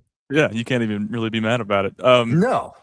And Kelly also kind of asked this too, but I guess just a different version of it. The game today, you talked about strategy when it comes to how teams play, but the actual change in the game, ABS and pitch clocks and ghost men on second and extra innings. Can you talk about that a little bit? And from that, you probably don't have strong positive feelings about it. What would you change even further past that, and what would you take away back to what it was? Well, it's a hard one because I mean there's so many things that are beneficial. I mean, because I'm borderline, I'd be a hypocrite to say that like you got to take away replay, because that was 2014. That's probably the reason that we won a World Series, is the replay in Kansas City, the double play into first base. And so it's like there's the human element that I absolutely love, and that's a little bit off, but that's one of the reasons that I enjoy race cars, and I want a car that doesn't have any safety aids on it. It's because it's me in the car. Like, I have to adapt with it. And yes, I could go faster probably in ways with a car that has a little bit braking system, but it's like, and the game is more crisp. It's right exactly when you have, that stuff at the home plate when balls and strikes. But there's a human element that like we have to live through, that we're also starting to detach. Like, we're disconnecting from how we are as humans. And this could be very sideways on, how we're talking, but like we need to learn that as people. Like, we need to learn that, like the umpire's a human back there, he missed a call. I've got to work through it now. Like the rest of the guys have to work through it. And that's kind of life. So that's where I see it getting a little bit gray and a little bit tough is, like we could take that out of it, and it could be interesting if it goes too far. Hey, and I've got one more thing, and it's kind of a double-sided question, but back to your Giants to finish things off. Obviously, I went to Tennessee, so I'm a Tony V guy, and you kind of talked about how that could be hard for a guy that's not as proven to come into a situation like that and perform immediately, and people are already talking about his job. How would you evaluate Tony V and how he has handled this new venture in his career? But and on the other side of that, I want to know about like pitching velocity and what you think the weaknesses are, and velocity is just getting more and more as time goes on in the MLB. Pitches are getting faster. Pitchers are getting faster in how they operate. So, I mean, when it comes to the Giants room, where do you see that in the MLB as a whole? Where's the weakness there? Where's the positive in that as well? Yeah, I mean, and I would be. It's hard for me to really speak into the Tony V part, because I haven't paid enough attention to to see what's going on. And I think he's hopefully, and I think as we said earlier, is he can get enough time to be able to showcase like what his ability is and what he built over in Tennessee, because he's obviously got some amazing ability to be able to showcase what athletes can do.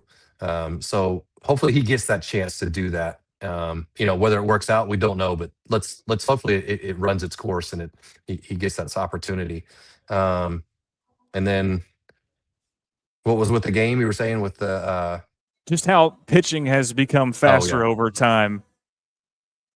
I mean, that's if I look at it, it becomes scary, because you start to see like what are we actually capable of doing. So, yes, we can consistently, or we can throw extremely hard, as pitchers. But then again, like, are we going to be able to do that year after year after year? So like is that all we're chasing? Is that all we're chasing? Is like, hey, do I just get the best, miles per hour out of a guy, but he's just throwing the ball down the middle? It's like, there's got to be a balance, and that's where a lot of times you would see, when I was coming through, is when in the minor leagues, there's plenty of guys that had way more athletic ability than guys in the big leagues, but it was figuring out how do they hone that to where they can consistently do it. So that's always that like that tipping point is like, okay, are we just worried about numbers, or do we see that, hey, you know what, somebody statistically on paper doesn't look like they're going to be better, but he goes out and he competes and he throws the ball where he needs to. He gets weak contact when he needs to, and he has that kind of full rounded thing instead of just, hey, he can go out there and just try to throw it instead, and the same as guys that can just hit homers. Like there's more to the game than that. Right. Kelly, would it make your day if you knew that this guy and his teammates just ripped my guts out in 2010? I would love that. Yeah. Well, big Braves guy, Matt. Game 3 at Turner Field, Brooks Conrad's error. And man. Matt, I think I'm driving home all happy and giddy, and damn, it didn't happen. Yeah. So yeah, that was a tough one. That was honestly, that was a tough one to see from the other side when we were benefiting from it. Because you feel for somebody like that. You feel for just a tough situation. Yeah, but part of the sadly, game. those are the things that you need. When the game gets to that pinnacle, that's kind of what has to happen. And that was what was tough, is once we finally got to the playoffs and you started to see what a winning season looked like. Sadly, you could start to recognize that even earlier on in the season and being like, oh, that's not a hit. Like, we need those to see to get further down the road, and those little bloop hits, or this call goes your way or that. So it's interesting once you sit around the game long enough. Hey, you were really good to come on and listen to all this mess. First of all, thank you. Congrats on the induction, and tell Wilfong I said hello. Definitely will do. Y'all take it easy and had a good time. Thanks, brother. Take care, Matt. All right, guys. Former San Francisco Giant Matt Cain joining us here on the show. Won over 100 games with Madison Bumgarner on that staff. They were loaded, and as he put it, they knew how to win. Very good interview. How many seasons was it that he was in San? Was it 12? 12. Hey, from 05 to 17. You win 3 titles in 12 years. That's pretty good stuff. You're legit. Mike Organ joins us after the break, so stick around on the George Plaster Show. When I got my first car, my dad told me, keep the gas tank full and my number on speed dial. Now parents are telling their kids, save 615-242-9000 just in case. I'm Blair Durham. If you or someone you love is in a wreck, call us. We're here to get you the money you deserve.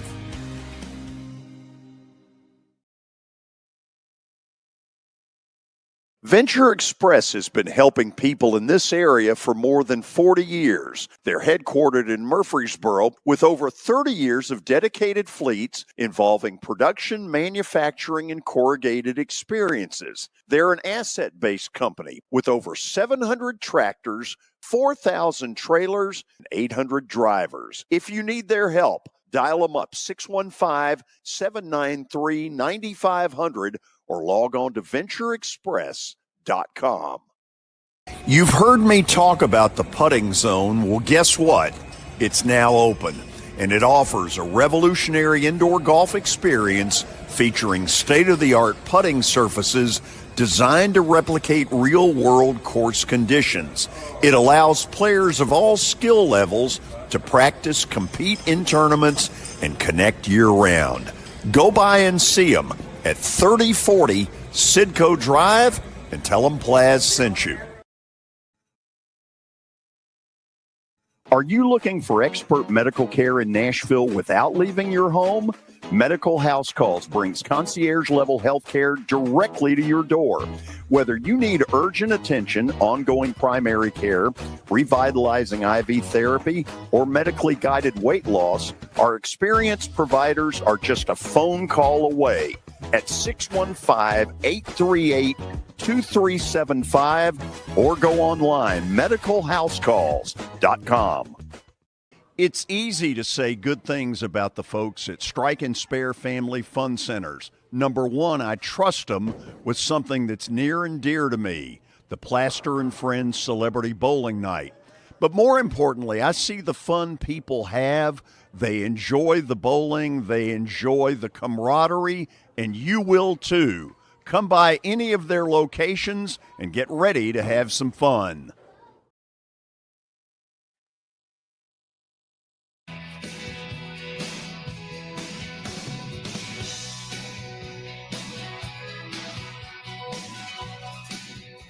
You know, I was thinking back, Kelly, things did not go well in game 3 of that series. Game 4 was Bobby Cox's final game as the Braves manager. And one of the things I remember, the Giants won the game in Atlanta, and they all of them on the Giants side went to the top of their dugout and sort of tipped their cap to Bobby Cox, which I thought was pretty cool.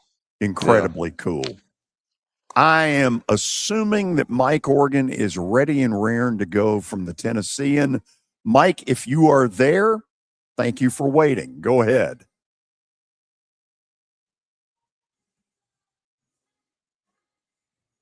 He hasn't called yet.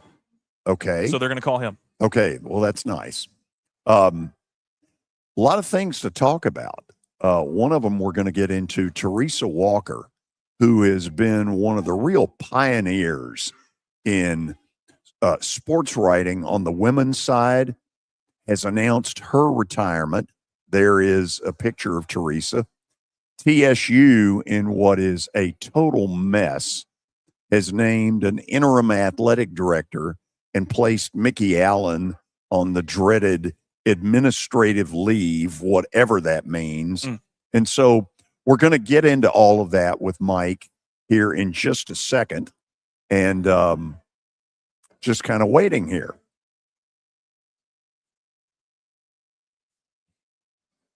We are waiting. We're waiting. We're in a rain delay. Time only has been called. I will say this, Lewis, if you're going to ask an ABC question, man, let's get under 5 minutes, man. Did my question run long? I mean, you just kept going. I couldn't, I didn't even know where you, he was like, okay, what was it you asked? I told George, I text George, can Lewis land the plane? Oh, well, that's very sweet of you. Isn't it, though? He's always looking out for your best interest. Yes. I am. I'm trying to help him. Oh, yeah, I can tell you are. You've always been for the team. Love some Lewis, though. Do love Lewis. Yeah. Appreciate that. Love you, too. Got him. Okay. Mike's ready. Let's bring him up there. Mike, how you doing? I'm doing good, guys. How are y'all doing today?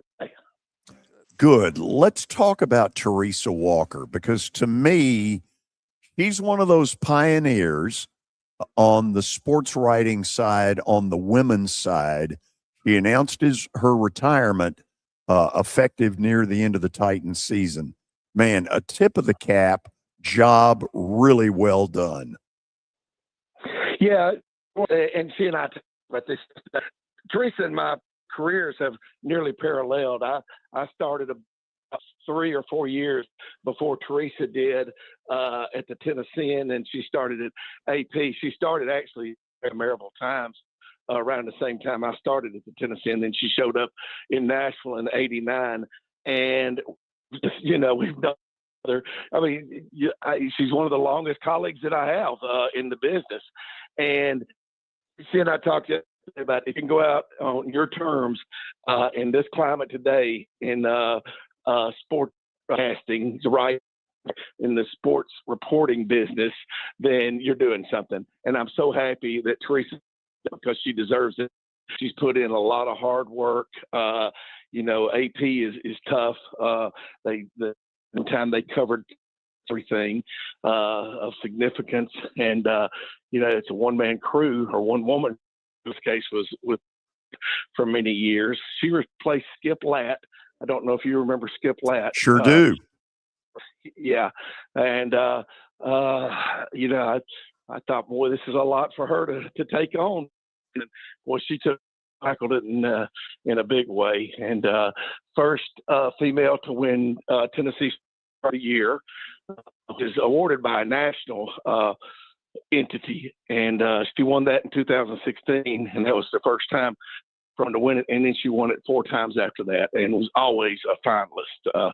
So kudos to wrap up. She's going to retire at I think on October 1, but she's going to stay on for the rest of the Titans games as long as they last, either January 3rd or if they make it into the playoffs, she'll stay with them.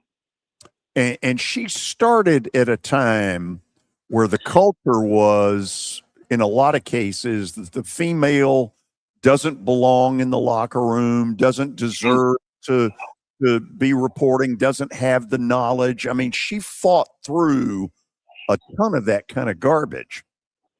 Absolutely. She and Andy Smith, who from the Tennessean, she was kind of a pioneer at the same time. And man, you think the things that they were, things that they saw from the Atlanta Journal-Constitution, I think of her when she tried to go into the Vanderbilt locker room. All the reporters were going in. I think it was after the Georgia game, and she had the door shut on her and told by an administrator, we don't let girls in. And so that's kind of how it was in the mid-'80s, late 80s, when some of these pioneers were coming on board, and Teresa's right in that group. I think she started in 86 or 87, right after graduating from Tennessee. She was a classmate of Rose. I didn't know that until we talked yesterday. And she said she and Chris had a couple of classes together. And of course, Chris was a TN writer that went on to TN and now is working for On 3. Yeah. How about that? Let's talk about the TSU mess, because now they've placed Mickey Allen on the dreaded administrative leave, whatever that means, and they've hired an interim. Tell me about Jennifer, and where do you think this is really headed? Well, Jennifer Bell is well known. Jennifer Bell has been at TSU 31 years, 30 years. She started in 96.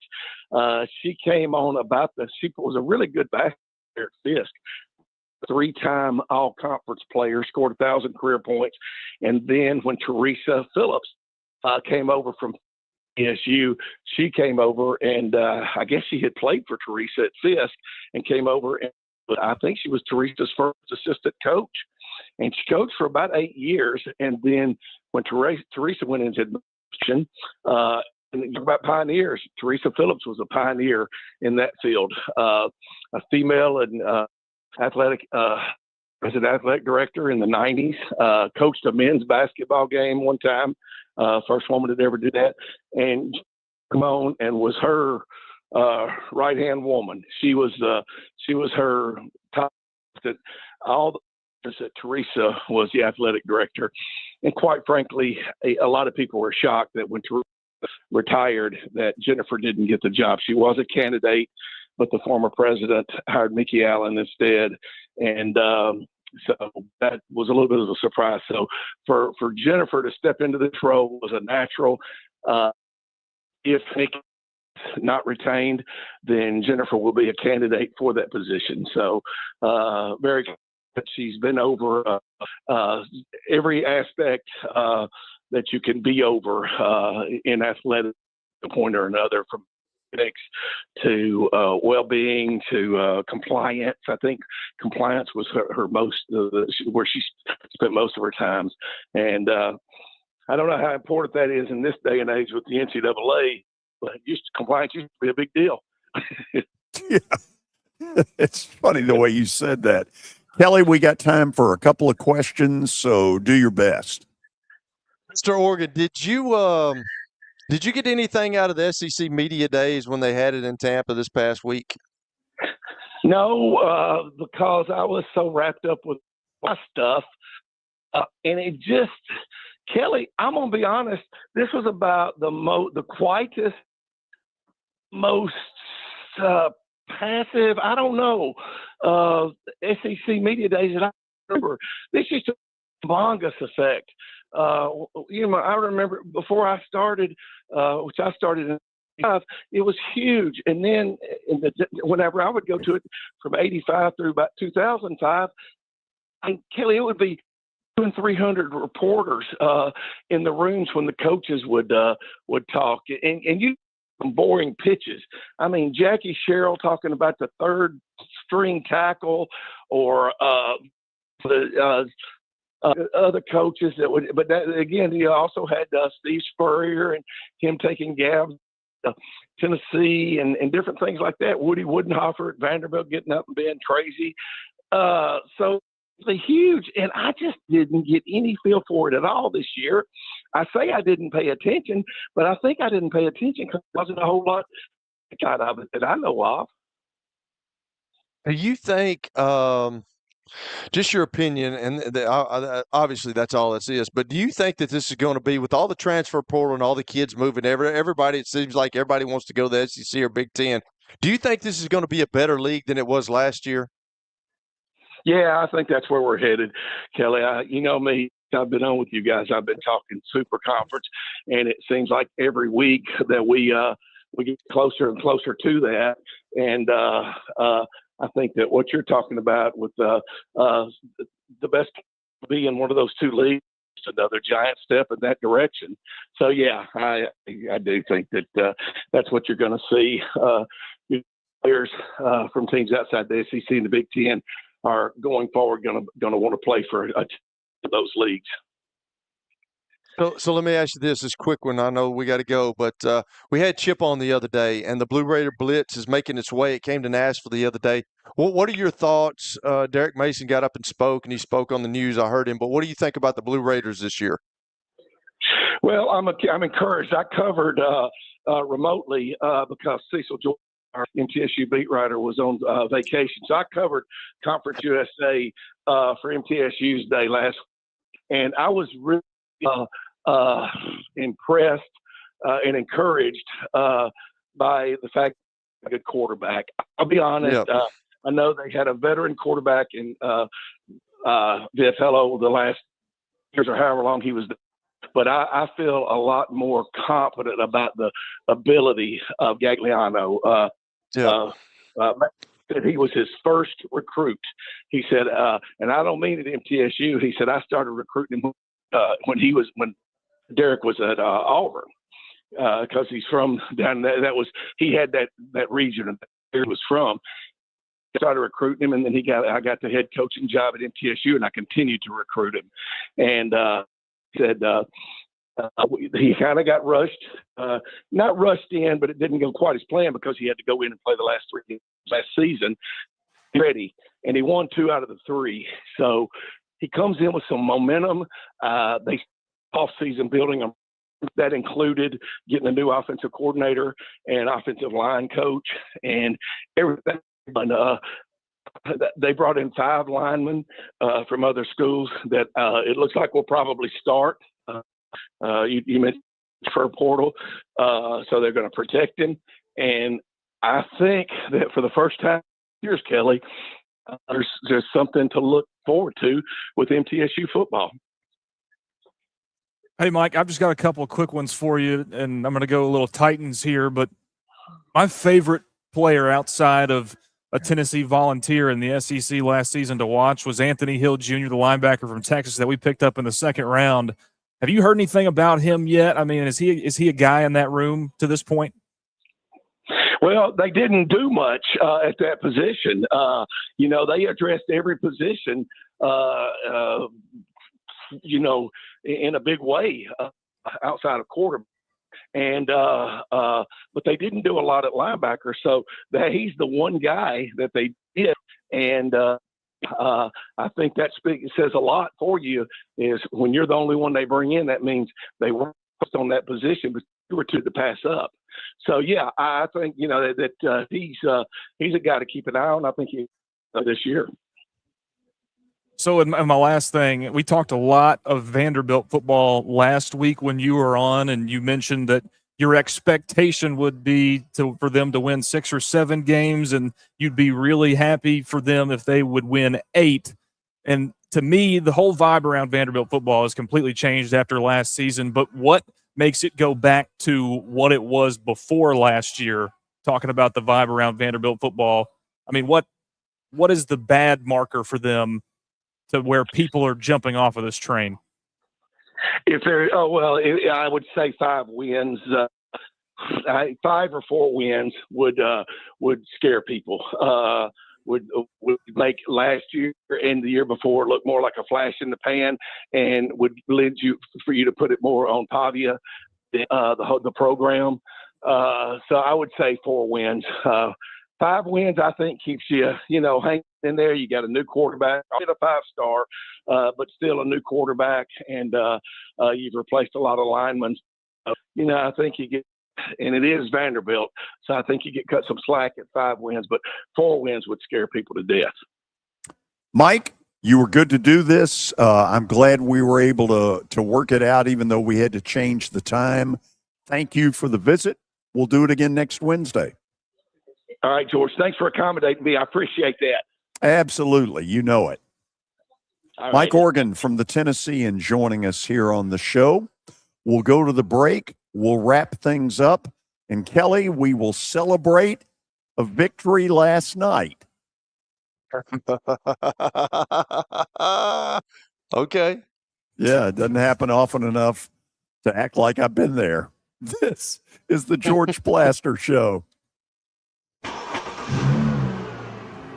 When I got my first car, my dad told me, keep the gas tank full and my number on speed dial. Now parents are telling their kids, save 615-242-9000 just in case. I'm Blair Durham.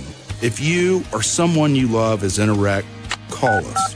We're here to get you the money you deserve. Are you tired of living with back pain?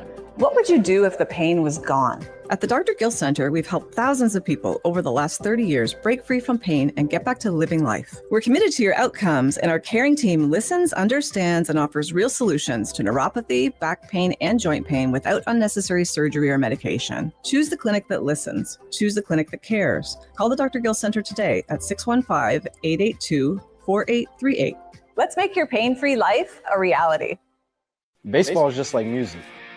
You don't believe me? Let me show you. It's jazz, improvised, and unpredictable. It's rock. The crowd explodes like a guitar through a wall of amps. It's rap, fast, sharp, all rhythm, and timing. It's country, nothing but 3 outs and the truth. Do you believe me now? Look, no matter what music you're into, the hottest track in town, Nashville Sounds Baseball.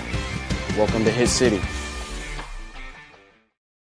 Social at Green Hills Mall is the new home for our Football Night in Nashville promotion. Their food is terrific. Their TV setup looks like a racing sports book in Vegas. And if you're a sports fan, you can't beat it. Starting September the 4th, we'll broadcast from Sports and Social every Thursday night. There's Papa Shot, great football, and the chance to win a beautiful Mikey's Motors golf cart. See you at Sports and Social in Green Hills Mall. Get ready, Clarksville. The Arena Football One postseason is officially coming home to F&M Bank Arena. Your Cats have secured the top seed and are locked in to hunt down the championship. High-stakes, fast-paced Arena Football playoff action. The number 1 seed Cats are taking on the competition, and they need you to throw your claws up and pack the stands. Don't miss the AF1 playoff game on Sunday, August 2nd at 3 p.m. Tickets are selling fast. Go to Ticketmaster.com or myfmbankarena.com to secure your seats today. Let's bring the crown to Clarksville.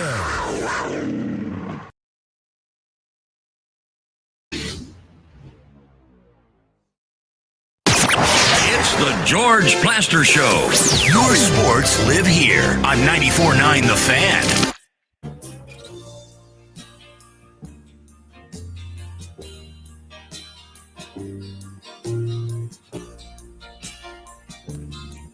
Well, we have had quite the full day on the show between Baker Mayfield, J.J. McCarthy, Matt Cain, and Mike Organ. We've covered it all. And a StreamYard fire. So tell people what goes on in that.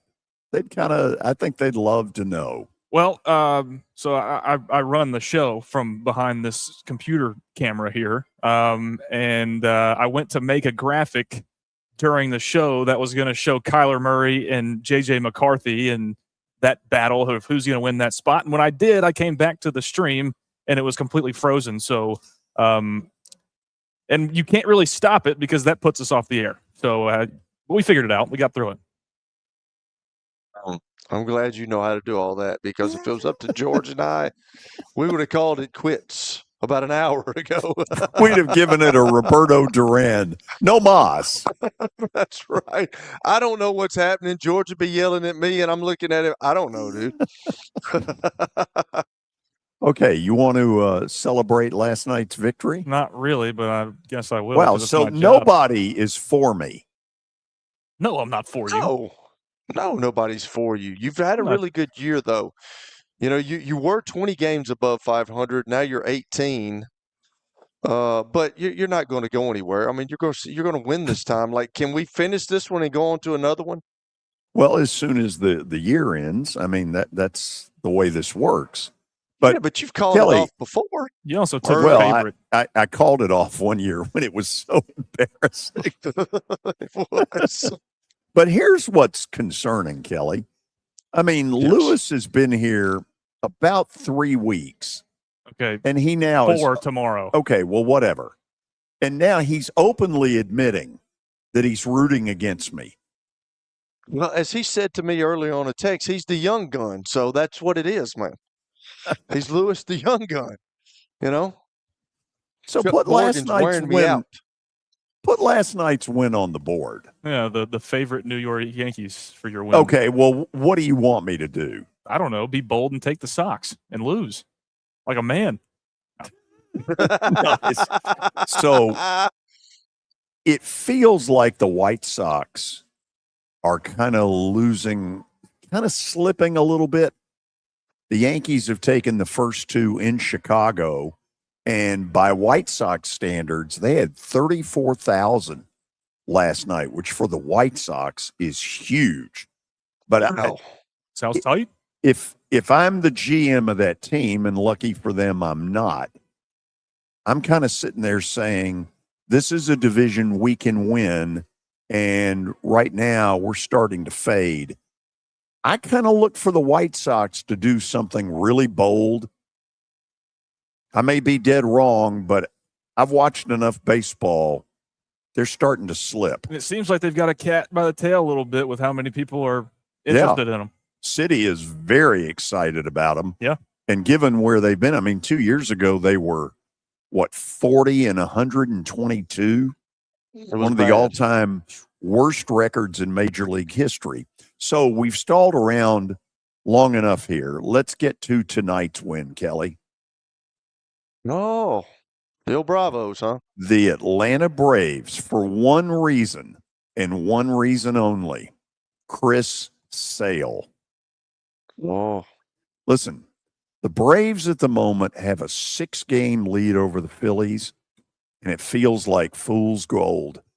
First of all, the Phillies are finding ways to lose since the All-Star break that are incredible. They had a 6-0 lead earlier today in Florida and got beat 8-6. And Wow. Jeff Conine, the former Florida Marlin great, his son Griffin, hit the 2-run homer in the bottom of the 8th inning that I was cheering on. But the Braves bullpen, which has been badly overworked, is suddenly starting to spring leaks. They did today, and the Mets beat them 3-2 in the opener of a day-night doubleheader. They will play in about an hour. And Kelly, I'm going Chris Sale. And if anybody wants to know, he might ought to be the Cy Young Award winner again. He has been that good. That's pretty good. That's pretty cool, man. Florida Gulf Coast. That's where he went. That's right. I don't think anybody would be surprised. Traded for Vaughn Grissom. How did that work? Not good for whoever traded for Vaughn Grissom. Vaughn Grissom's now with the Angels. It was the Red Sox. They've shipped him. So anyway, tomorrow, here's what we got going. Danny Evans is going to join us right off the bat. Trade deadline is 4 days away, next Monday. And I'm starting to ask myself, is it possible we're not going to have anywhere near the activity that everybody believes for one reason? The sellers are trying to fleece the buyers. I just wonder. I think that, George. I really do, man. I can't believe you said that, because I was thinking that. I really do think that it's not going to be what people think it's going to be. Maybe Danny's got some insight. Well, I want to hear where he's going to go with it. And then Terry McCormick will join us at 4 o'clock, and we'll do a couple of segments with him on what he's seeing. Titans only a couple of days into training camp, so it's early to try to, say, okay, this is what's happening. But nonetheless, we'll have him on. And Kelly, it'll be good to have you on for a second day in a row. I don't have to. I wonder if the people thought, since I said Monday that, and you told me you can go ahead and go. They didn't see me yesterday. I wonder if they thought I'd quit, which I'm cool with. Yeah. Listen, we got 10 seconds to say goodbye. Lewis, good job keeping us afloat. We will see all of you tomorrow. Same time, same place. ESPN Radio lives here. Your sports live here on ESPN 94.9 The Fan. Welcome to Huntington Bank. We're new here, but we've been around since 1866. Wow, that's a long time. Long enough to know that insightful bankers, great products, and customer service make a big difference. Let's get more from money. Switch to Huntington Bank. Welcome. Eligibility requirements apply. Some features may require enrollment. Johnny Garrett's not some out-of-touch D.C. politician. Johnny Garrett's a Tennessean, a Christian conservative, and a proud father of 3 who's sick of the far left ruining our country with their radical policies. Conservative Johnny Garrett is proudly pro-life, pro-Trump to his core, and will always put America first. In Congress, Garrett will fight to lower taxes, cut government waste, and will always back the blue and support law and order. Garrett's fought for us in Nashville, and that's what he'll do in Congress. No to biological boys playing girl sports. No to communist China buying our farmland. And no to criminal illegals invading our state. Because with Johnny Garrett, what you see is what you get. It's time to bring more Tennessee to D.C. Send Trump conservative Johnny Garrett to Congress. I'm Johnny Garrett, candidate for Congress, and I approve this message. Paid for by Johnny Garrett for Congress. Hey guys, Big Joe here for our good friends over at